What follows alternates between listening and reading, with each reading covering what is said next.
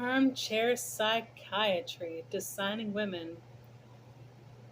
The following is for entertainment, mostly mine, purposes only. I'm not a doctor.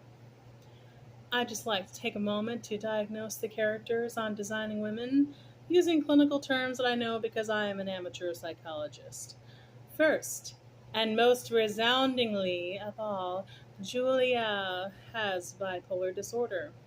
Not only does she display fits of rage, violent threats, and acts of vandalism, but at least once she goes manic to the point of starting a new life for herself as a lounge singer under an assumed name which she hides from her friends. For her to be working all day at the design firm and then working as a nightclub singer all night indicates she is functioning on less sleep, a sign of mania. Mary Jo has avoidant personality disorder. She uses her dog, specifically maintaining her dog via flea dip and DIY dental care, in order to avoid various social engagements. She avoids sexual contact with her boyfriend for a long time throughout their relationship. Later, she avoids the fact that she has become pregnant, assumedly from the sperm bank, and hides the entire pregnancy from her friends, even when we can see her belly clearly. That time they protest in the mall, her belly is very obvious. We can only assume she gave the child up for adoption, or perhaps, far from going to a sperm bank for artificial insemination, she actually became a surrogate in order to bring in some extra money for her slightly insecure household. Charlene goes through a period of postpartum depression, during which she becomes convinced that her newlywed husband Bill is unfaithful to her.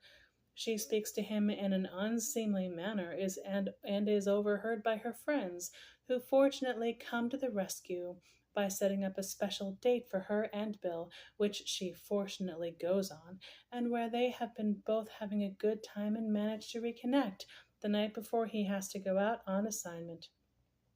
Sometimes people need that triangulation and outside assistance from friends and family to keep their relationships working.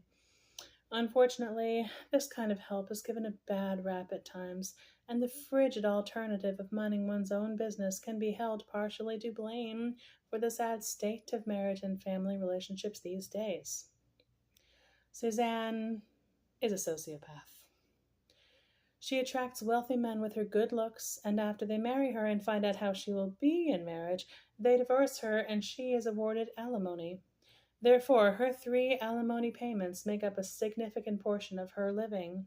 She explains to Charlene's high-end sex worker friend that she, Suzanne, makes much more money per sex act by collecting alimony than any prostitute could hope to make by charging per session.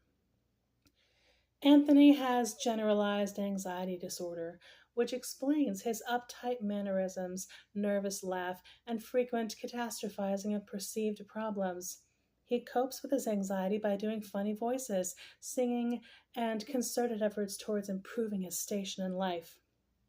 Allison is on the autism spectrum. While she may be an astute observer with competency in various skill areas, she lacks empathy and social skills.